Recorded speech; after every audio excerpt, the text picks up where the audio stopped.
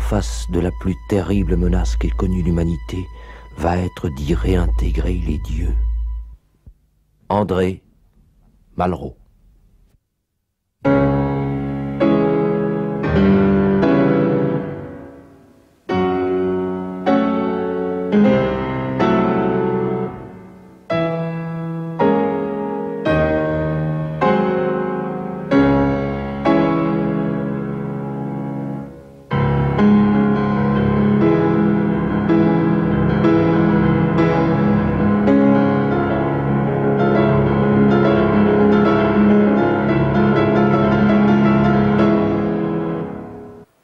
Madame, mademoiselle, monsieur, bonsoir. La crise, tout le monde en parle. Les financiers, les économistes, bien sûr, les politiques, les patrons, les syndicats, monsieur et madame, tout le monde. Tout le monde en parle. Alors nous avons décidé, nous aussi, d'en parler. Mais, nom de Dieu oblige, nous posons la question, et si cette crise, loin d'être uniquement matérielle, était d'abord et avant tout une crise spirituelle? Poser cette question, c'est en soi y répondre pour notre invité de ce soir. Thierry Verhelst, bonsoir. Bonsoir. Né à Gand en 1942, vous avez fait vos études de droit dans votre ville natale. Après cela, vous avez étudié le droit comparé et l'anthropologie juridique aux États-Unis. Vous avez consacré une part importante de votre vie à l'aide au tiers-monde, comme on disait il n'y a pas encore si longtemps. Vous avez été responsable, puis chargé de mission pour l'ONG belge Entraide et Fraternité. Vous avez enseigné aussi en Belgique à l'ULB et à l'UCL, c'est suffisamment rare pour être souligné, et à l'étranger, en Éthiopie et au Rwanda notamment. Vous avez également beaucoup travaillé hors de nos frontières, en Algérie par exemple, et vous avez voyagé aux quatre coins du monde. Vous avez figuré au nombre des fondateurs du réseau Nord-Sud Culture et Développement avant d'en assumer le rôle de coordinateur international. Culture et Développement, c'est aussi le titre d'une revue connue dans le monde entier. Vous en avez été le rédacteur en chef. Au fil des ans, votre regard sur le Sud et par conséquent sur le Nord, ce regard s'est progressivement transformé. Et vous avez fini par vous poser de très sérieuses questions sur les pays pauvres, entre guillemets, et par conséquent aussi sur les pays riches, toujours entre guillemets. Parmi ces questions, par exemple, sur le plan de la culture, qui est vraiment pauvre et qui est vraiment riche? Et si, tout compte fait, le plus riche n'était pas celui que l'on croit? De ces questions, de ces observations, est né un livre paru chez Duculot en 1987, Des racines pour vivre, Sud-Nord, identité culturelle et développement. Un premier ouvrage traduit dans le monde entier. D'autres titres ont paru depuis lors sous votre direction, citons Culture entre elles, dynamique ou dynamite, vivre en paix dans un monde de diversité. Elles et Racines, partage international sur la spiritualité de l'engagement social. Et très récemment, Des racines pour l'avenir, culture et spiritualité au pluriel, et c'est important, dans un monde en feu. Un livre paru à Paris chez l'Harmattan et préfacé par Annick de Souzenel. Racines au pluriel toujours, le mot est donc au cœur de tous vos ouvrages. Il est aussi le mot d'ordre de votre combat. Notre Occident, selon vous, doit renouer avec ses racines profondes. Mais alors, de quelles racines s'agit-il? Avant tout, à vous entendre, de racines spirituelles. Et là, c'est Jean-Thierry Verhelst qui parle, le prêtre orthodoxe que vous êtes devenu il y a quelques années et qui anime une paroisse dans le Brabant wallon, à Lillois, pas loin de Nivelles. J'ajouterai, pour être complet, que votre communauté paroissiale relève de l'Église orthodoxe des Gaules dans la communion des Églises orthodoxes occidentales. Infatigable globe-trotteur, tel est donc bien notre invité, un voyageur d'abord, mais d'abord un voyageur de l'intérieur.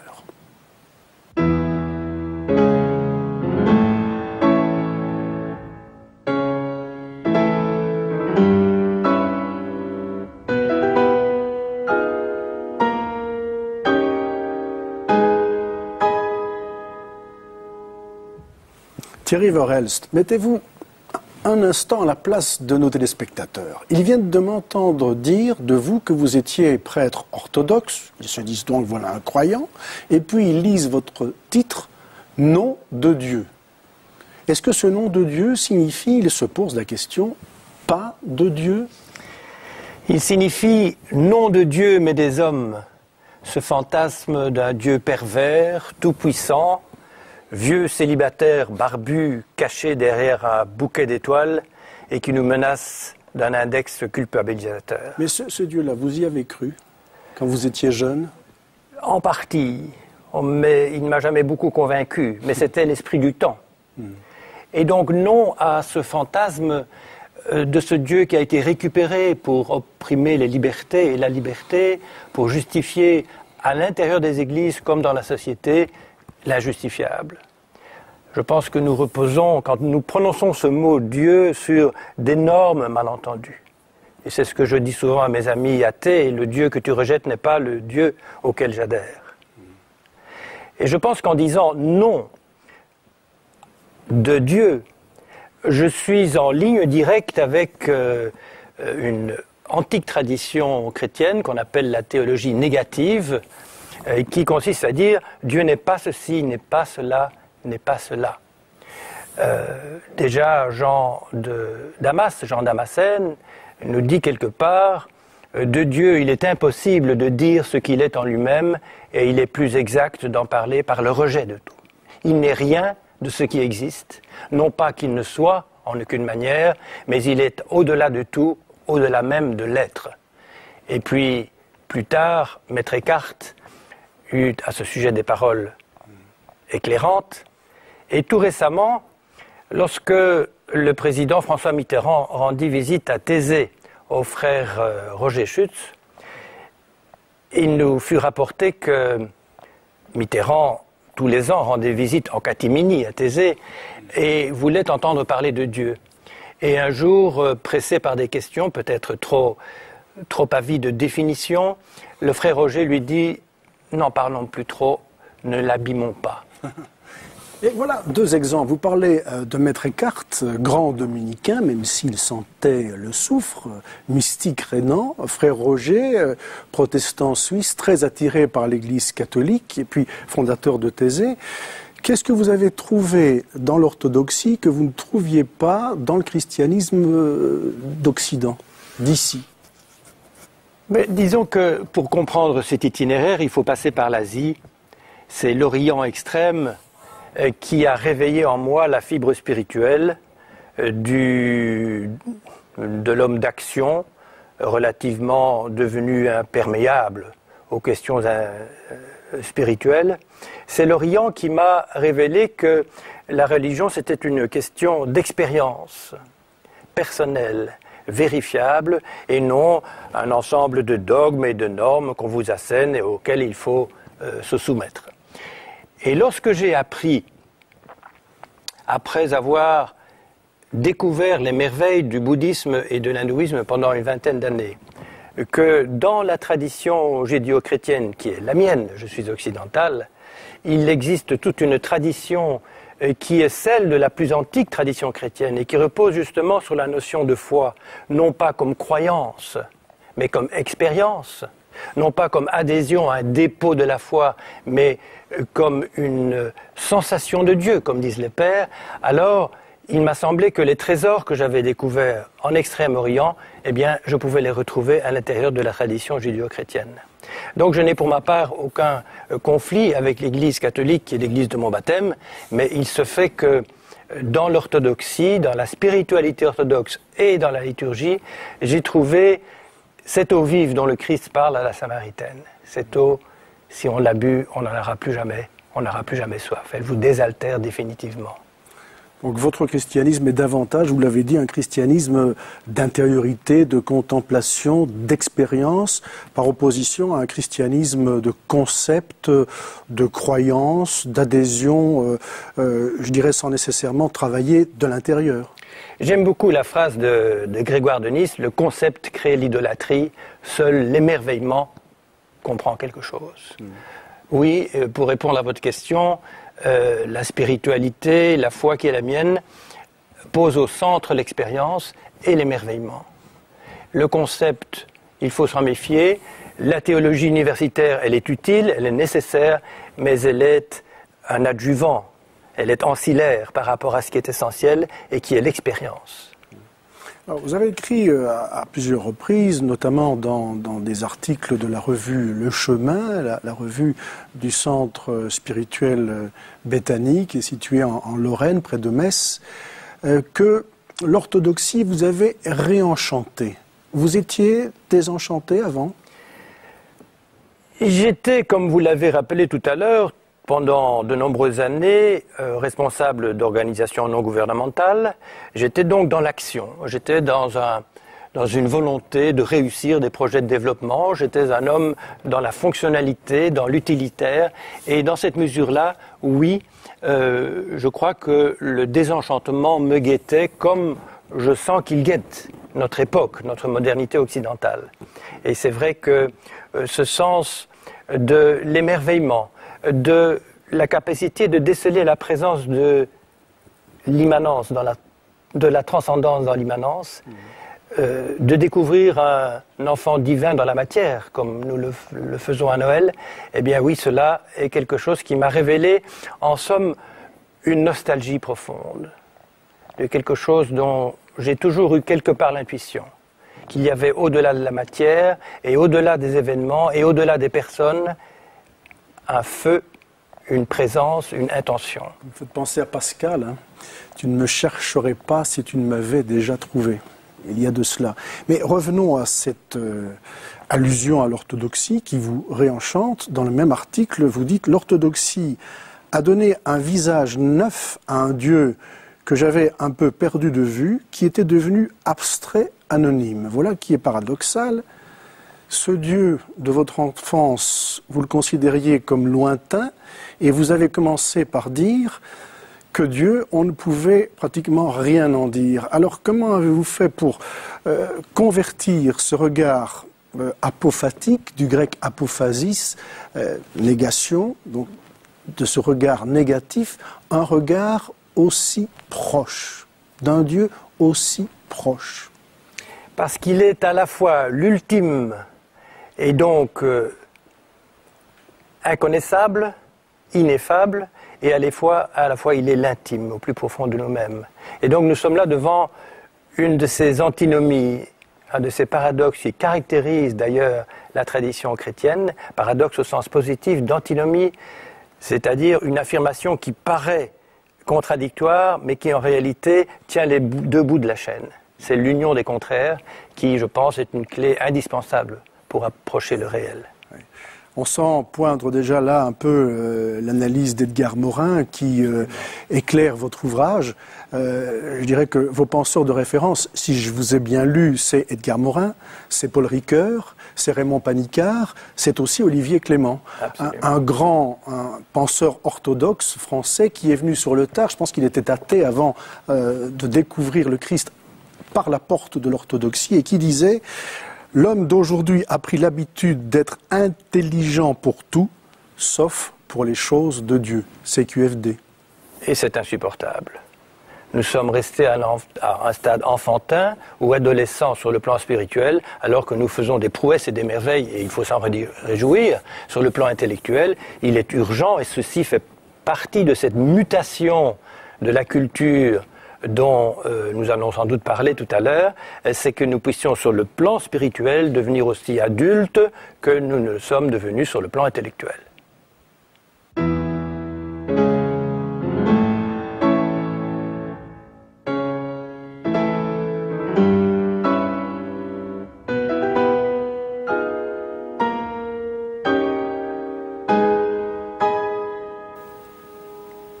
Pour le coup, une image qui est bien plus qu'une image, une âme, et quelle âme? La grande âme, Gandhi. Ce qui me frappe d'abord dans la figure de Gandhi, que je considère comme quelqu'un qui est appelé à être un prophète pour le XXIe siècle, c'est encore une antinomie, enracinement et ouverture. C'est, je crois, la clé de lecture de sa vie. D'abord la lutte pour l'indépendance de l'Inde, enracinement dans l'identité indienne, avec la variété et la richesse de ses religions, de ses cultures, mais ouverture, car c'est un homme qui a connu l'Occident, qui portait près de lui tant la Bhagavad Gita que les évangiles, que le Coran, ouverture. Et lorsque des journalistes occidentaux, séduits par lui et par l'hindouisme, lui faisaient part de leur désir de peut-être se convertir à l'hindouisme, Gandhi de les renvoyer à leur religion d'origine en disant « mais creusez votre propre patrimoine religieux, vous trouverez l'essentiel chez vous ».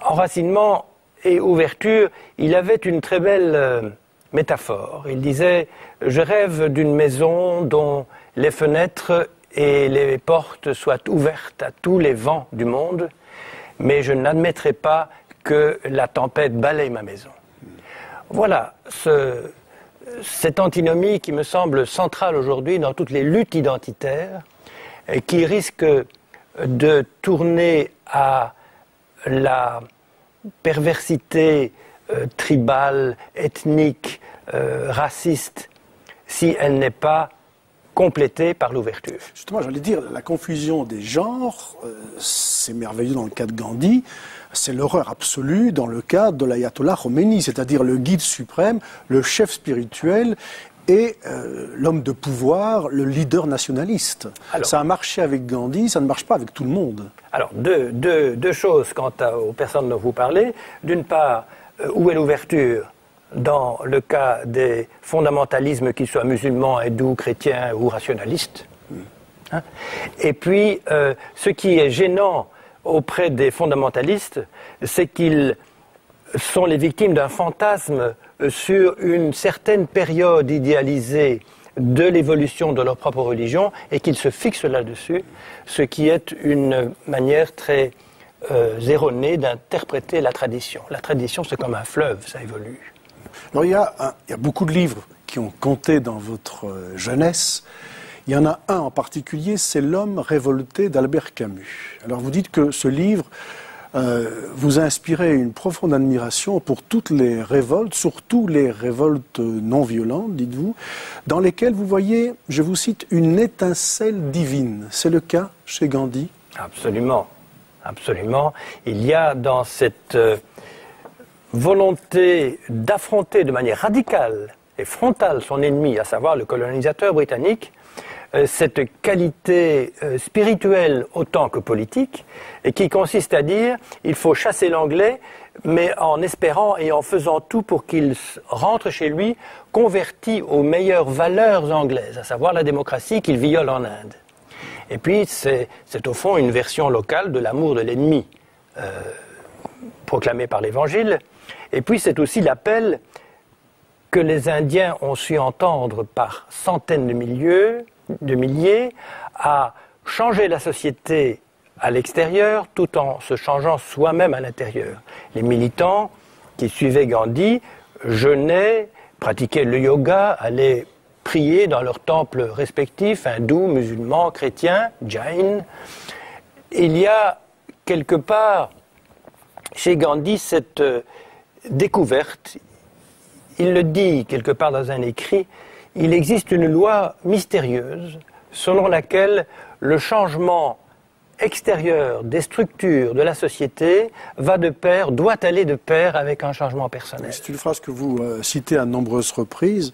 Elle dit exactement ceci: il faut être le changement que l'on veut voir dans le monde. Voilà. Alors si l'on parle de crise aujourd'hui, je pense que c'est la phrase qu'il faut graver en lettres d'or dans notre conscience. Aujourd'hui, la crise est tellement profonde et et universelle, qu'il n'y a plus lieu de philosophie en chambre ou de produire de nouvelles idéologies dont on sait combien elles peuvent être mortifères. Il s'agit à la fois de changer le monde, la société, et de se changer soi-même. C'est ce que vous appelez la métanoïa? C'est la métanoïa, c'est ce qu'a voulu dire, je suppose, Paul Ricoeur, lorsqu'il dit nous sommes devant une catastrophe, à moins qu'il y ait métastrophe. C'est un néologisme, mais dans lequel on retrouve la racine métanoïa, c'est-à-dire conversion personnelle. Non pas conversion au sens de changer de religion, mais conversion à sa propre vérité intérieure. Là, on est vraiment en Orient, hein, parce que cette idée-là, elle nous a été livrée également ici même par le Dalai Lama. Il n'y a pas de paix extérieure sans d'abord paix intérieure, disait sa sainteté. Alors, pour revenir à l'Inde, vous êtes à Bénarès en 1968, au bord du Gange, et là vous avez une vision, une véritable illumination.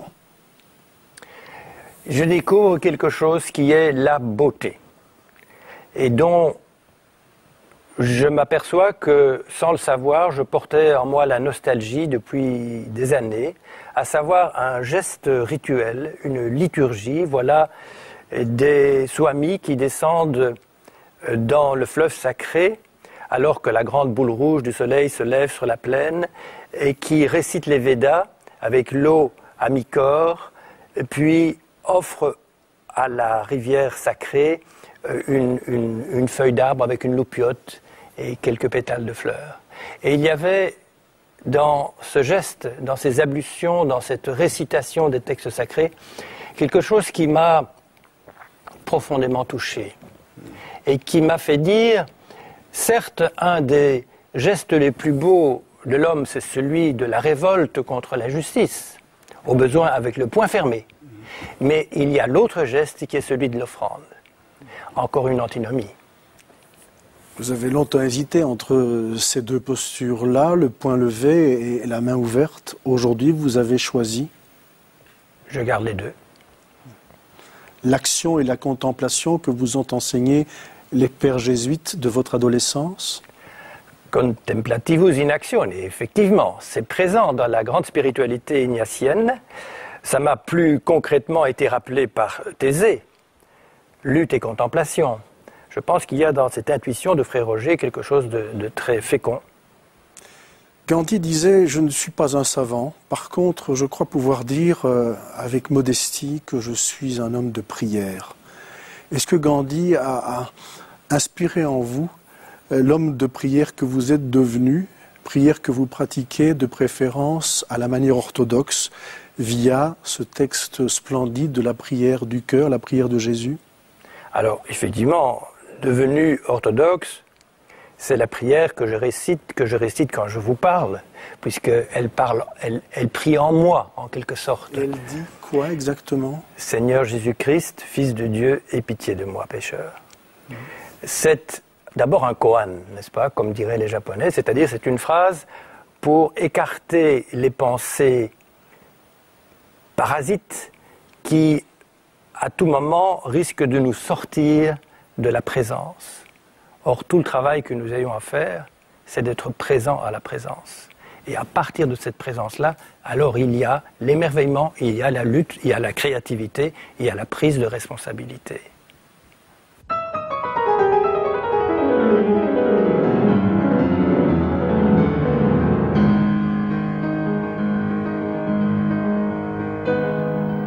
C'est le temps que j'ai perdu pour ma rose, Le Petit Prince, Antoine de Saint-Exupéry.